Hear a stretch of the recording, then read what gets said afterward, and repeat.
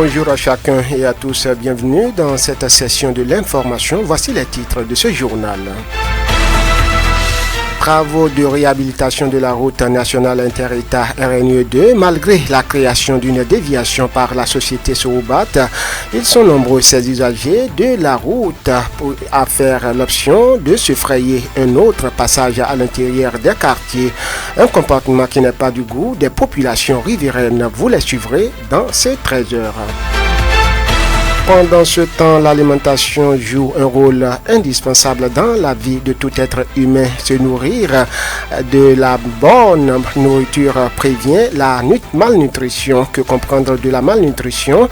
Une spécialiste de la santé communautaire sera dans cette édition pour plus de détails.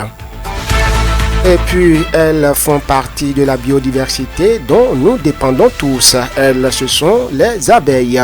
Elles vivent en colonie et produisent la cire et le miel. Kamirou Nanda Ousmane s'est intéressé à elles. Vous suivrez le reportage qu'il nous propose. D'autres nouvelles seront également au rendez-vous, sans oublier la revue de presse nationale de Lukman Woucheou en pied d'édition. C'est là pour l'essentiel en titre. Bonjour et bienvenue à tous. Sota Midi Magazine, le point de l'actualité de la journée sur ta radio. Sota FM, c'est maintenant et tout de suite.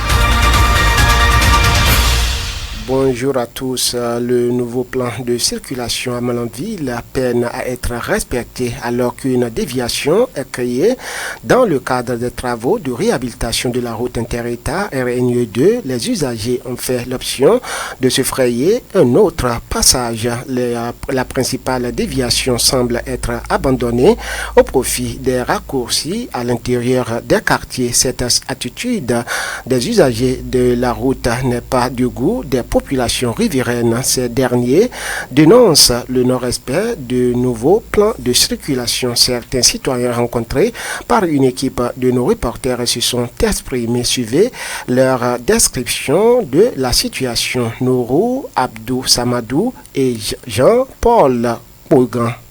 Parce que tu ne peux pas laisser d'abord ce que tu as fait pour te nourrir, venir commencer par arroser ce que les autres devraient faire. C'est pas du tout normal. Vraiment, il vaut mieux barrer la voie qu'ils sont en train de mener là, qu'ils sont en train de pratiquer actuellement. Ils vont mettre les barrières à l'entrée là. Comme ça peut les obliger d'aller contourner. Vraiment, c'est trop perturbant. C'est très perturbant. Sinon, ce qui se passe actuellement là, trop de dégâts dans les maisons des gens, sincèrement. Et il y a aussi des enfants qui sont en train de passer là, les élèves qui vont à l'école, c'est pas là, d'autres, beaucoup même pas ça. Donc il vaut mieux respecter là où ils ont dit pour pouvoir éviter tous ces incidents là. Sinon ce n'est pas du tout normal comme ça. Un bon citoyen, il faut respecter au moins ce que l'administration est en train de faire, non, faire ce que vous voulez.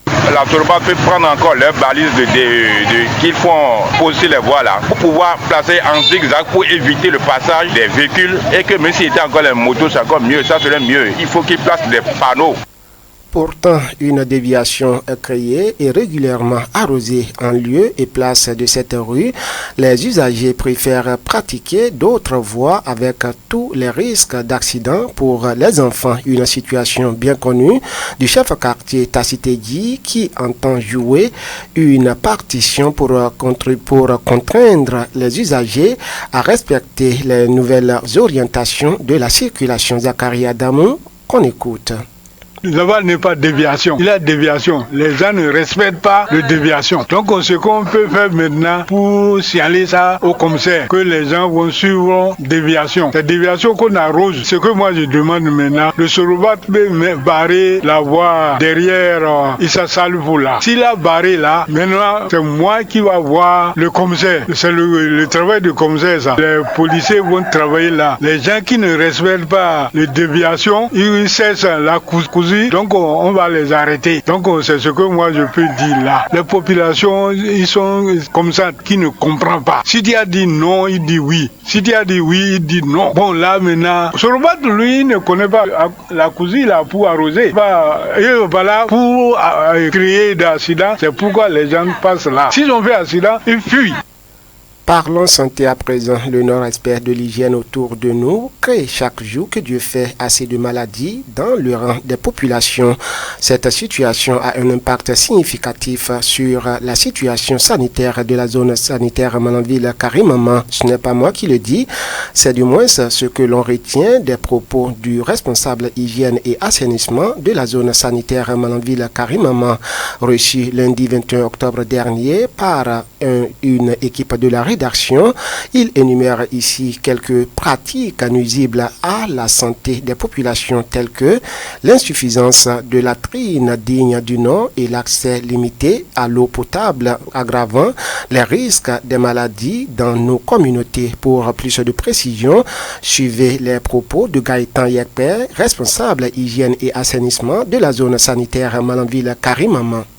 Les comportements d'hygiène actuels de la population ont un impact significatif sur la situation sanitaire de notre zone. L'insuffisance de toilettes adéquates et l'accès limité à l'eau potable aggravent les risques de maladies. Par exemple, le non-lavage des mains au moment critique et l'utilisation d'eau contaminée peuvent favoriser la propagation de maladies diarrhéiques. Donc, il est crucial que la population adopte les mesures d'hygiène et d'assainissement, même dans des conditions difficiles. Des gestes simples comme le lavage régulier des mains peuvent nous aider à prévenir beaucoup de maladies. Les autorités locales à divers niveaux, les structures et ONG doivent continuer à accompagner la zone sanitaire pour les différentes actions de promotion des infrastructures sanitaires et les mesures pratiques d'hygiène. C'est un enjeu de santé publique qui nécessite une action collective. Pour éradiquer les maladies liées au manque d'hygiène dans nos communautés, le responsable hygiène et assainissement de la zone sanitaire Malanville-Karimama préconise certaines mesures d'hygiène au sein de nos sociétés. Suivez quelques recommandations faites par notre source à cet effet, Gaëtan Yekpe, qu'on écoute. Malgré les défis liés à l'hygiène environnementale et l'accès à l'eau potable, il est essentiel de promouvoir certaines mesures d'hygiène pour prévenir le lavage des mains. Nous recommandons de se laver les mains régulièrement, surtout après avoir utilisé les toilettes ou nettoyer les fesses de l'enfant avant de préparer ou consommer des aliments, car c'est un geste simple qui ne coûte pratiquement rien mais prévient beaucoup de maladies. Il faut utiliser l'eau potable à tout moment. Il est primordial de traiter l'eau destinée à la consommation et aux différents usages lorsqu'elle n'est pas potable. Pour ce faire, nous pouvons utiliser des comprimés aquatables ou bouillir l'eau. Il faut aussi utiliser les toilettes, c'est-à-dire les latrines, lorsque nous voulons déféquer. Même si nous n'avons pas, nous devons solliciter et utiliser celles du voisin en attendant de réaliser soi-même. Il faut utiliser des pots pour les enfants qui ne peuvent pas aller sur les latrines et verser ensuite les excrétents dans la latrine. Par ailleurs, l'acteur de l'hygiène et assainissement de la zone sanitaire Malanville-Karimama appelle les uns et les autres à rendre leur milieu de vie propre. Il les exhorte également à faire recours au centre de santé en cas de maladie, puis à l'application des conseils prodigués à cet effet pour le bien-être de tous. Gaëtan Yekpe se veut plus précis. Notre environnement doit être salubre. Les déchets de ménage doivent être gérés de manière convenable. Il faut sacrer les herbes et maintenir l'environnement toujours propre afin de réduire les risques de propagation des maladies. En cas de maladie, il faut se rendre dans un centre de santé pour une prise en charge correcte et adéquate. Il y a aussi des relais communautaires qui sont disponibles dans tous les villages et hameaux. Ils organisent des visites à domicile afin d'accompagner les ménages sur le plan de la santé. La population doit mettre en application les conseils prodigués par ces derniers. Ces mesures, bien que simples, auront un impact significatif et positif pour être en bonne santé. On en vient à cette information cette fois-ci. Se nourrir est un acte complexe pour tout être vivant. Le premier rôle de l'alimentation est d'apporter de l'énergie aux organes qui en ont besoin pour fonctionner correctement. Selon les spécialistes de la santé, une bonne alimentation permet de prévenir une malnutrition, que ce soit chez l'enfant ou chez l'adulte. Que comprendre d'une malnutrition? Je vous invite à suivre pour plus de précision Frédérica Tony Manfoya. Elle est spécialiste de la santé communautaire. Nous pouvons définir une alimentation comme étant une action qui permet de fournir à un être vivant, les animaux y compris. Donc c'est une action qui permet de fournir à un être vivant ou de se procurer à soi-même les éléments nécessaires à la croissance et à la conservation de la vie. Une alimentation saine aide beaucoup à se protéger contre toutes les formes de malnutrition. Lorsque nous parlons de malnutrition, nous en avons deux types. Il y a les malnutritions aiguës sévères et les malnutritions aiguës modérées. Et ces cas de malnutrition sont souvent observés chez les enfants de moins de 5 ans. Ainsi, contre toutes les formes de maladies non transmissibles, et parmi lesquels nous pouvons citer le diabète, les cardiopathies, les accidents vasculaires cérébraux. Elle aide à se protéger contre, je dirais, 90 à 95% des maladies. Et lorsque nous prenons chez l'adulte, par exemple, mis à part le fait, je prends le cas du diabète, mis à part le fait que c'est une maladie héréditaire, on peut aussi être diabétique lorsqu'on n'a pas une bonne alimentation, c'est-à-dire lorsqu'on consomme excessivement des aliments sucrés. Quand dit-on donc qu'une alimentation est saine? Frédérica Tony-Manfroya répond à cette préoccupation et évoque par la même occasion les conséquences d'une mauvaise alimentation. Extrait de ses propos. Lorsque l'enfant n'est pas bien allaité, un enfant, un nouveau-né ou à l'âge encore d'être allaité, qui n'est pas du tout bien allaité, cela peut agir sur la croissance de l'enfant et ça lui cause la malnutrition aiguë de forme modérée. Et lorsque l'enfant n'est pas vite pris en charge, cela peut passer à la forme sévère. On peut dire qu'une alimentation est saine et j'ajoute équilibrée. Théoriquement, nous pouvons dire que la moitié de l'assiette doit être composée de légumes. Vous entendez généralement parler de consommer 5 fruits et légumes par jour. Donc, d'un quart de féculents ou bien de produits céréaliers et enfin d'un quart de protéines. C'est des poissons, viande, les œufs, etc. Et ajouter à tout cela un produit laitier ainsi que des fruits. Une personne qui ne s'adonne pas à une alimentation saine est exposée à plusieurs risques de maladies. Et comme je l'ai dit un peu plus haut, la plupart des maladies que nous, les êtres humains, nous traînons sont cause d'une mauvaise alimentation. On s'alimente vraiment mal. Chaque jour, par exemple, on consomme beaucoup trop de sel, beaucoup trop d'huile ou beaucoup trop de sucre. Et cela a des répercussions, pas tout de suite sur notre santé, mais des années après. La spécialiste de la santé communautaire met l'accent sur la consommation des fruits au quotidien afin de préserver notre santé. Et quant aux nourrices et femmes enceintes, Tony Frédérica Manfroya laisse le message que voici. C'est vraiment important de revoir nos habitudes alimentaires pour pouvoir mieux pérenniser la santé. Parce que sans la santé, nous ne pouvons rien faire. Et pour avoir une très bonne santé aujourd'hui, cela passe en tout premier lieu par la bonne alimentation. Je conseillerais également à la population, au-delà de tout ce que nous mangeons, de tout ce que nous consommons, parce que nous exagérons un peu dans nos plats, dans tout ce que nous mangeons, c'est de toujours consommer au moins un fruit par jour. C'est important parce que les fruits ont vraiment un grand pouvoir sur la santé. Aux nourrices, je vais conseiller à toutes les femmes qui allaitent que ce n'est pas aujourd'hui qu'on observe sur l'enfant que l'enfant est bien allaité. C'est peut-être dans 10 ans, c'est peut-être dans 20 ans ou en tout cas à l'âge adulte de l'enfant. Parce que tout enfant qui est vraiment bien allaité a un bon mental, a une très bonne croissance, un bon développement et est épargné de beaucoup d'autres maladies. Donc j'exhorte toutes les femmes enceintes de faire passer tous les mythes et de vraiment allaiter les enfants jusqu'à l'âge donné. Autre volet de l'actualité, c'est un secret de polichinelle difficile pour les célibataires de trouver des chambres à louer ici à Malanville.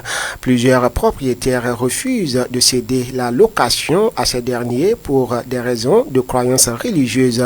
Écoutez pour plus de précisions quelques propriétaires rencontrés sur place ici à Malanville.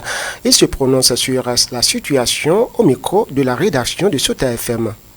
La religion dit que tant que tu loues une maison à un célibataire, s'il a commis une erreur, l'erreur là, la personne là, ils vont écrire ça, la propriété de la maison. Donc, selon moi, c'est ce que j'ai compris par là. Et c'est pour cela, les musulmans, si tu n'es pas marié, tu refuses. Tu n'es pas stable, tu ne contrôles pas ce qui se passe dans la maison. Donc, toi, tu donnes la maison aux gens. Il y a d'autres qui sont honnêtes, ils sont fidèles, ils ne font pas des deux autres. Mais on ne sait pas qui est qui. C'est pour cela que moi, je ne sais pas si il peut changer pour pouvoir contrôler tous ces gens des trucs, au moins pour changer un peu. Ça peut aller parce que tout le monde n'est pas la même chose. C'est parce que notre religion a refusé ça. Compte tenu de notre religion, on ne peut pas louer à un célibataire homme ou bien célibataire femme. Parce que si on loue à un célibataire ou bien à une célibataire, les femmes d'autrui peuvent amener les hommes d'autrui. Et les hommes d'autrui amènent les femmes d'autrui ou bien les filles d'autrui. Là, pour cela, les péchés que l'autre prend, le propriétaire aussi en bénéficie. C'est pourquoi les gens refusent de louer chambre aux hommes célibataires. Ah, si tu as une femme, tu peux louer, mais si tu n'as pas de femme, si tu es dans la maison, toi une femme, tu vas amener beaucoup de garçons. Donc les musulmans, ils ne font pas ça. Ça, c'est assez interdit pour les musulmans. Si c'est un garçon même, si tu dis que tu vas louer, tu n'as pas de femme, tu amènes une femme, les musulmans ont refusé ça. Si toi, tu es une femme, tu vas amener beaucoup de garçons, un bandit, les propriétaires ne peuvent pas accepter. Il va dire que c'est wana que une garçon vient pour louer, il n'a pas de mari. Il amène les suspects, donc ça pas bon. C'est pour cela que les musulmans ont refusé de ça. Et il a raison. Si toi, une femme, tu n'as pas de mari, tu amènes les autres garçons suspects, les propriétaires ne peuvent pas accepter. Ils vont te refouler. Parce que toi, tu n'as pas de mari et tu amènes les garçons qui n'ont pas de travail. C'est un suspect. Donc, les musulmans ont refusé de ça. Et il a raison. C'est pour cela, c'est ça qui amène les problèmes. Il est temps qu'on marque une courte pause. Sota Info Midi, le point de l'actualité sur ta radio. Dernière information dans ce journal, il contribue directement à la sécurité alimentaire. Ce sont les pollinisateurs, dont les abeilles, qui font partie de la biodiversité dont nous dépendons tous. Pour notre survie, elles vivent souvent en colonie et produisent la cire et le miel. Kamirou Nanda Ousmane, un confrère, nous amène à la découverte de leur univers à travers son reportage. Suivez plutôt. Les abeilles sont des insectes vivant en colonie tout en produisant la cire et le miel. Elles se nourrissent du nectar et du pollen des fleurs. Ces insectes sont sociables et aiment la présence humaine. C'est ce que nous explique Moussa Tamou, spécialiste des ressources naturelles. Les abeilles sont des êtres très sociables. Contrairement à ce que les gens pensent, les abeilles ne sont pas méchantes. Elles vivent avec nous dans l'harmonie. Vous voyez, partout il y a des bonnes fontaines ou bien des points d'eau que les humains visitent, que les animaux visitent. Vous allez trouver aussi les abeilles visiter ces points d'eau pour se servir. Et elles ne provoquent personne. C'est la même cause qui les amène là. Et elles savent que les autres êtres aussi viennent pour la même cause. C'est de ce point de vue que je dirais que c'est des êtres sociables qui reconnaissent l'existence des autres êtres. Un autre aspect de leur sociabilité, c'est que d'abord elles-mêmes, elles vivent en groupe, pour ne pas parler de société. Et dans le jargon des spécialistes, on parlera de colonie. Elles vivent en colonie. Et c'est ce qui facilite leur élevage pour les domestiquer. Les abeilles sont des êtres qui contribuent à la vie économique des êtres humains. Sur le plan économique, les abeilles sont très importantes pour l'être humain. Ce n'est pas seulement le miel que les abeilles nous donnent qui peut nous procurer des ressources, des revenus, ou bien qui peut contribuer à notre bien-être. Il y a 3 sortes d'abeilles. La reine qualifiée de mère de toutes les abeilles, les ouvrières qui ont plusieurs rôles et les faux-bourdons souvent appelés abeilles mâles. Les abeilles sont inoffensives mais réagissent face aux agressions pour protéger leur reine. Ce sont des insectes très importants dans la planète en général. Moussa Tamou, spécialiste des ressources naturelles. Nous devons les respecter. Quand les gens voient les abeilles, ils pensent que c'est des êtres méchants. C'est des êtres. Si vous les provoquez, elles vont réagir. Parce que pour rien, les abeilles ne vont pas vous attaquer. Si vous voyez l'abeille attaquer, c'est pour une cause. C'est pour une cause. Soit vous avez passé là où elles ont quelque chose de précieux, peut-être que leur reine est quelque part et vous approchez. Elles enveloppent souvent leur reine, mais quand elles constatent que la reine est en insécurité, elles deviennent furieuses. Donc elles sont comme tous les autres êtres et nous devons les respecter, ne pas les diaboliser, qu'elles ne sont pas méchantes. Elles vivent en harmonie avec tous les autres êtres de la nature et elles sont plus importantes que tous les êtres qu'il y a dans la nature. Selon notre conception, que les abeilles sont les êtres les plus importants de la vie de la planète en général. Les abeilles réagissent souvent à une agression. Leur piqûre tourne parfois au drame. Pourtant, des spécialistes défendent le caractère inoffensif de ces insectes qui produisent du miel s'ils ne sont pas menacés. Que faire en cas d'attaque d'abeilles? Voici ce que recommande Sariki Nyantamou, apiculteur. Lorsque des abeilles vous attaquent, la première des choses, il faut courir. Et après 30 km/h, même moins, après 20 km/h, l'abeille ne peut plus piquer. Donc, vous courez et il faut aller jusqu'à 400 mètres. Nos abeilles peuvent vous poursuivre jusqu'à 200-300 mètres. Mais après 400 mètres, non. Donc, il faut courir pour sortir de leur champ d'action. Ça, c'est la première réaction à faire. Il ne faut pas chercher à les tuer. Il ne faut pas chercher à se défendre sur place. Et les gens disent qu'il faut se coucher par terre, je crois que c'est faux. Il faut courir. Et si vous avez quelqu'un qui est attaqué par les abeilles, vous avez une moto, prenez-le sur la moto et gazez un peu, faites la vitesse. Vous allez voir, même si elles sont autour là, elles ne peuvent plus piquer. Et si vous dépassez les 400 mètres, vous allez voir, elles vont repartir. En Europe, après 20 mètres, 30 mètres déjà, les abeilles ne vous poursuivent plus. Mais chez nous, pour le moment, c'est jusqu'à 400 mètres pour être hors de les rayons. L'apiculture est la discipline liée à l'élevage des abeilles pour la production du miel. L'apiculteur bénéficie également d'autres éléments, notamment la scie, la gelée royale et autres. Ces abeilles constituent une source économique pour l'apiculteur. Sariki Nyantamou. Aujourd'hui, nous avons constaté avec les travaux scientifiques que l'apiculteur n'a pas seulement que le miel à travers les abeilles. Il y a les autres produits. Il y a par exemple la cire qui est un élément alimentaire. On peut aussi l'utiliser pour beaucoup de choses. Il y a la propolis, il y a le pollen, il y a le venin, il y a le pollen. Il y a la gelée royale qu'on peut aussi tirer des abeilles. Les abeilles sont d'une importance capitale pour la préservation de notre écosystème. Il convient donc de les protéger. Merci à vous, Kamirou Nanda Ousmane, pour ce reportage. Et c'est après ce reportage que nous installons la revue de presse nationale, une présentation de Lukman Wououtiou.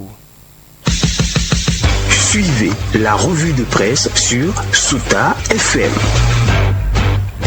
Amis de la Plume du papier, mesdames, messieurs, bonjour. Dans la presse écrite béninoise ce mardi, démarrons avec l'animation de la vie politique au Bénin. Présidentielle de 2026, si proche, si loin, titre en une, Matin Libre. À moins d'un an de l'ouverture des dépôts de candidature pour la présidentielle de 2026 au Bénin, l'ambiance au sein des partis politiques est plus que fade au point de donner l'impression que les jours quant à cette échéance ne sont pas comptés, apprécie d'entrer le journal. Alors que les dépôts de candidature pour cette échéance électorale sont prévus pour le 14 octobre 2025, mon confrère constate que rien ne se dessine sur le terrain. Tout porte à croire, estime Matin Libre, qu'il y a un désintérêt total des partis politiques quant à cet événement quinquennal. Mais attention, 2026, c'est déjà maintenant, termine le canard. Pendant ce temps dans la suite, le Bénin décroche un financement de 635,5 millions d'euros, informe Fraternité. Selon le canard de Ménotin, mais également le matinal et l'informateur, c'est un appui de la Banque mondiale pour renforcer la résilience sociale et climatique. En accordant ce 31 octobre 2024 l'enveloppe de 635,5 millions d'euros, estime l'informateur, la Banque mondiale confirme qu'il s'agit de la première garantie IDA depuis sa mise en place. Belle performance pour le Bénin, placarde en gros titre le journal. Le matinal, pour sa part toujours en notre économie, s'intéresse aux transactions électroniques au Bénin. Selon un rapport de l'autorité de régulation des communications électroniques et de la poste ARCEP Bénin, rapporte le quotidien, la valeur des dépôts mobile money s'établit à un montant total de 3 430,1 milliards de francs CFA au 31 décembre 2023, soit un accroissement de 31% de services financiers mobiles, retient le Canard. Le même journal, c'est-à-dire le matinal de l'économie à la justice, nous conduit à la criette et nous donne les nouvelles de Faletti. La Cour de répression des infractions économiques et du terrorisme, Criette, a requis 10 ans de prison ferme et une amende de 5 millions de francs CFA contre Faletti, général autoproclamé, impliqué dans les violences électorales de 2019 au Bénin. Hier, lundi 4 novembre 2024, informe le journal, le ministère public a fait des réquisitions accusant Faletti d'atteinte à l'intégrité du territoire national. Général Faletti avait été arrêté lors des manifestations ayant éclaté entre décembre 2019 et janvier 2020 suite aux législatives controversées conduisant à la formation de la 8e législature, rappelle le matinat qui présage qu'en plus de sa peine de prison et de l'amende, son co-prévenu risque 55 mois de prison ferme et une amende d'1 million de francs CFA pour complicité. Sans commentaire dans les dernières secondes au Bénin, il ne sera plus désormais fait obligation aux usagers de présenter à la fois la carte nationale d'identité biométrique et le certificat d'identification personnelle CIP avant satisfaction de leur requête. L'information est rapportée par Dabarou Fraternité le matinal. Les confrères précisent que l'une ou l'autre de ces pièces est valable. Du moins, c'est ce que retiennent les journaux d'un communiqué en date du 31 octobre 2024 du ministre de l'Intérieur et de la Sécurité publique Alassane Sédou. Et donc, usage de la carte nationale d'identité biométrique ou du CIP, les structures sont invitées à ne réclamer qu'une des deux pièces, clamant une le matinat qui publie l'intégralité du communiqué du ministre. Voilà, mesdames, messieurs, ainsi pour l'essentiel de l'actualité, tel que traité par les publications ce mardi. Fin de cette revue. Merci de m'avoir suivi. À demain. C'était la revue de presse sur Sota FM.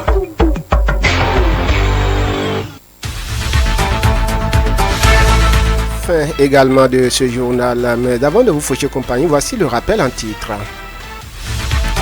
Travaux de réhabilitation de la route nationale inter-État RNE 2, malgré la création d'une déviation par la société Sorobat, ils sont nombreux, ces usagers de la route, à faire l'option de se frayer un autre passage à l'intérieur des quartiers, un comportement qui n'est pas du goût des populations riveraines. Vous avez suivi les éléments sonores.